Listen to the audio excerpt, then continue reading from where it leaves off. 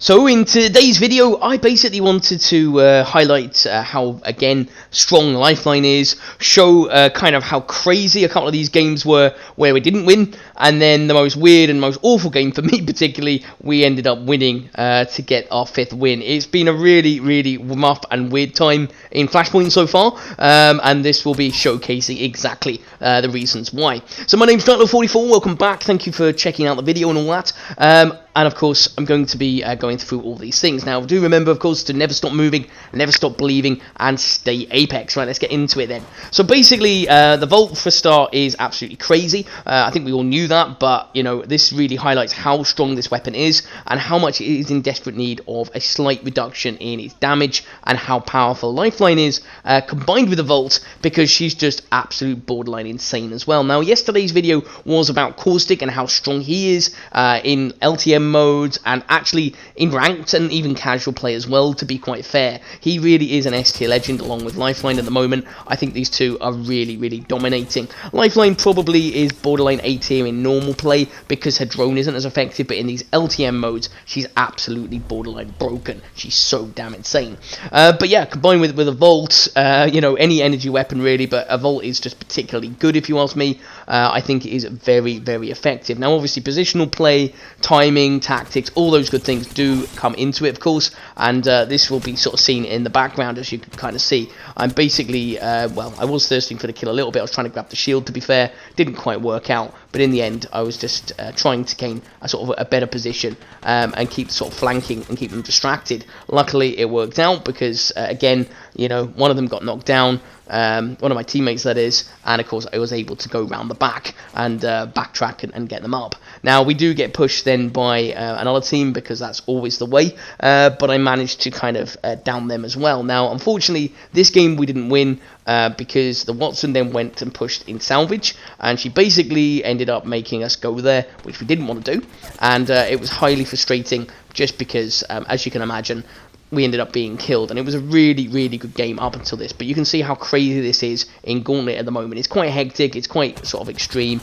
and it's like anything really. Yes, I did take a fair bit of damage there. The lag is still there, unfortunately, it's still a bit of thing, and I'm not frightened to shield swap in case of a blue, just to buy me some more time. It's not ideal, I'd much rather have a purple shield, but for the amount of time it takes to regenerate, I'd rather be pushing back and getting those squads and everything like that, because I can always go back once they're dead, and of course I'm alive, or we can give it to someone else on the team.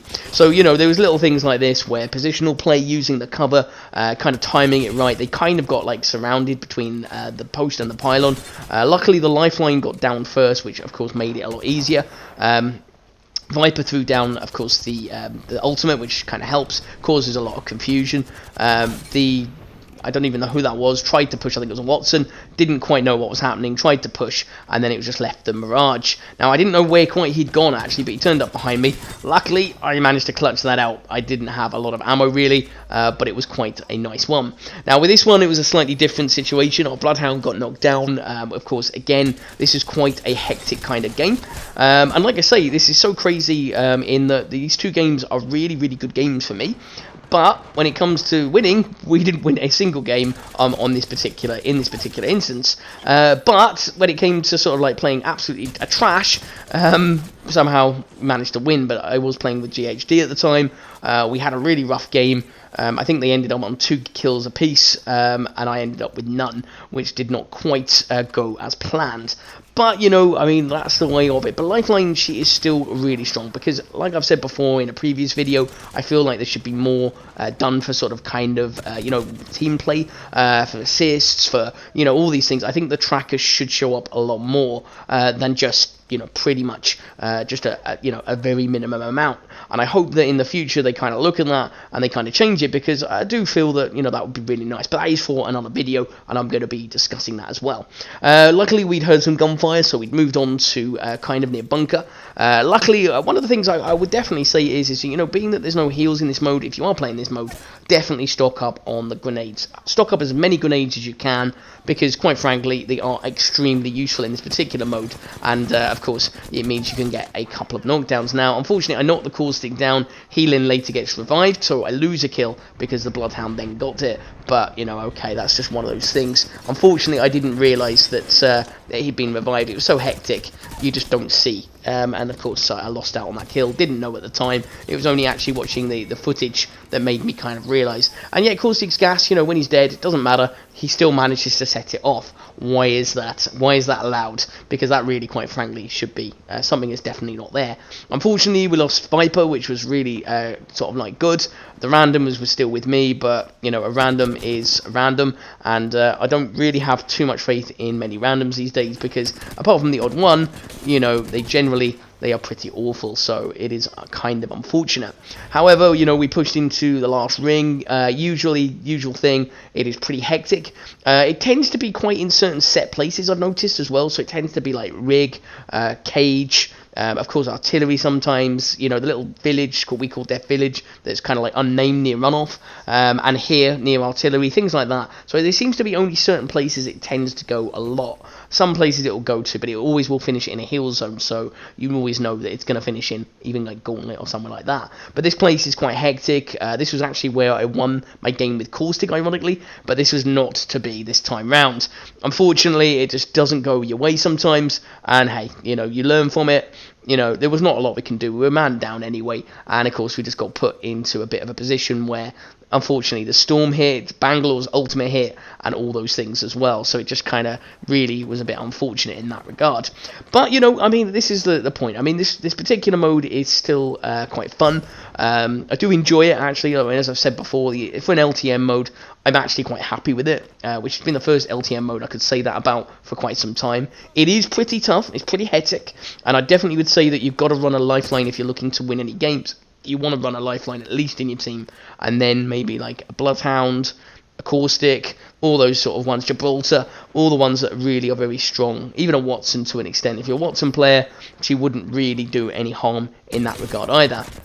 Now, as we all know, Lifeline's passive is insanely broken. I down the Octane, and of course I get the Bloodhound back up. Unfortunately, a team tends to push pretty much straight away, which is really, really irritating, and of course they shoot him again, which is a real pain. Naturally, I'm able to use the passive straight away, which I've said before, I do feel that there should be a cooldown in this particular regard. I do a quick shield swap, because this is something you always want to be doing, but we do get flanked. One of them jumps down the bunker, the Bloodhound backs off, and unfortunately this is kind of one of those things, put a drone down, but you know, it is a very, very tough time, especially with a Caustic. Again, the Bloodhound gets knocked. I keep reviving because again, I'm trying to keep him alive, and what ultimately really screws me is actually a kind of a mixture between the ultimate and the storm coming in exactly at the time that pretty much it was meant to do. Now I do manage to like run over it in a sort of slow-mo. Unfortunately, there's just so much distortion and things, and there is another team player there, and I get downed, and the Bloodhound dies as well, of course. It was really, really unfortunate.